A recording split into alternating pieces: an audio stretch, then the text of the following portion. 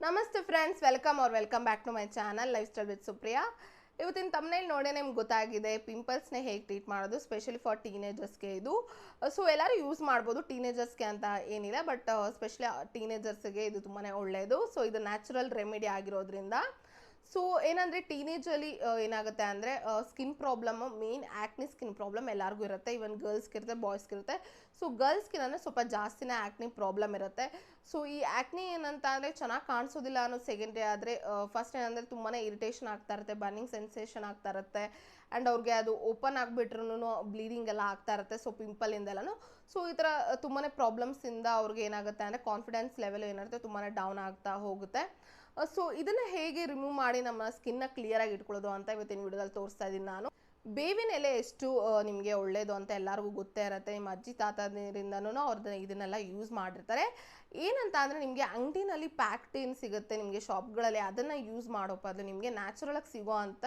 ಬೇವಿನ ಎಲೆಗಳನ್ನ ತಂದು ಅದನ್ನು ನೀವು ಕಂಪ್ಲೀಟಾಗಿ ವಾಶ್ ಮಾಡ್ಕೊಳ್ಳಿ ಜಸ್ಟ್ ಏನಂದರೆ ಟರ್ಮರಿಕ್ನ ಯೂಸ್ ಮಾಡಿ ಇದನ್ನು ಕಂಪ್ಲೀಟಾಗಿ ವಾಶ್ ಮಾಡ್ಕೊಳ್ಳಿ ಸೊ ನೀವು ಸ್ವಲ್ಪ ಬೆಚ್ಚಗಿರೋ ನೀರಲ್ಲಿ ನೀವು ವಾಶ್ ಮಾಡಿದ್ರೆ ಒಳ್ಳೆಯದು ಸೊ ಏನಂದರೆ ವಾಶ್ ಮಾಡಿದ್ರೆ ನೀವು ಹಂಗೆ ಡ್ರೈ ಆಗಿ ಬಿಟ್ಟರೆ ಅಂದರೆ ಅದರಲ್ಲಿ ಸ್ವಲ್ಪ ಬ್ಯಾಕ್ಟೀರಿಯಾಸ್ ಏನಾದರೂ ಡಸ್ಟ್ ಎಲ್ಲ ಏನಿರುತ್ತೆ ಕಲೆಕ್ಟ್ ಆಗಿರುತ್ತೆ ಲೀಫಲ್ಲಿ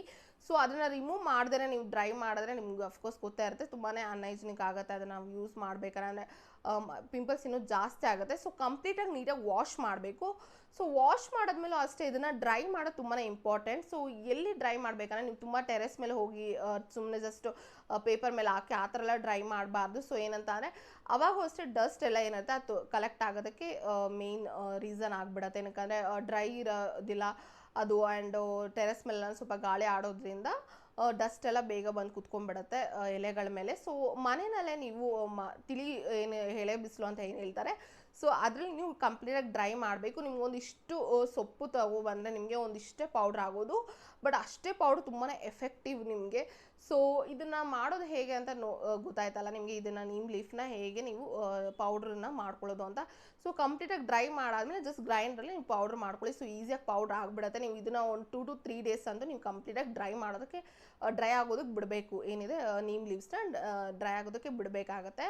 ಸೊ ಅದಾದಮೇಲೆ ನಿಮಗೆ ಗ್ರೀನ್ ಕಲರ್ ಈ ಥರ ಆಗಿರುತ್ತೆ ಸೊ ತುಂಬಾ ಏರ್ ಟೈಟ್ನರ್ ಕಂಟೈನರ್ನಲ್ಲಿ ನೀವು ಇದನ್ನು ಹಾಕಿ ಇಡಬೇಕಾಗತ್ತೆ ಸೊ ನೀವು ನೋಡ್ಬೋದು ಸೊ ಇದು ತುಂಬಾ ಸ್ಟ್ರಾಂಗ್ ಅಂದರೆ ಸ್ಟ್ರಾಂಗ್ ಇದನ್ನು ತುಂಬಾ ಕೇರ್ಫುಲ್ಲಾಗಿ ಯೂಸ್ ಮಾಡಬೇಕಾಗತ್ತೆ ಇದನ್ನು ನೀವು ಇದನ್ನು ಯಾವ ಥರ ನೀವು ನಿಮ್ಮ ಆ್ಯಕ್ನಿಗೆ ಯೂಸ್ ಮಾಡಬೇಕಾಗತ್ತೆ ಅಂತ ಹೋಗಿ ನೋಡ್ಕೊಂಬನ್ನಿ ಸೊ ಇದನ್ನು ತುಂಬಾ ಕೇರ್ಫುಲ್ಲಾಗಿ ಕೂಡ ಯೂಸ್ ಮಾಡಬೇಕಾಗತ್ತೆ ಜಸ್ಟ್ ನ್ಯಾಚುರಲ್ ಇಂಗ್ರೀಡಿಯೆಂಟ್ ಅಂತ ನಾವು ಹೇಗಂದ್ರೆ ಆಗಿ ಯೂಸ್ ಮಾಡೋದಕ್ಕಾಗೋದಿಲ್ಲ ನೀಮ್ನಲ್ಲಿ ಆ್ಯಂಟಿ ಬ್ಯಾಕ್ಟೀರಿಯಲ್ ಪ್ರಾಪರ್ಟೀಸ್ ಇದೆ ಮತ್ತು ಆ್ಯಂಟಿ ಇನ್ಫ್ಲಮೇಟರಿ ಪ್ರಾಪರ್ಟೀಸ್ ಇದೆ ಇದು ತುಂಬಾ ಒಳ್ಳೆಯದು ನಮ್ಮ ಆ್ಯಕ್ನಿನ ರಿಮೂವ್ ಮಾಡೋದಕ್ಕೆ ಸೊ ನ್ಯಾಚುರಲ್ ಆಗಿ ಹೇಗೆ ಆ್ಯಕ್ನಿ ರಿಮೂವ್ ಮಾಡ್ಕೊಳ್ಳೋದು ಅಂತ ಹೋಗಿ ನೋಡ್ಕೊಂಬನ್ನಿ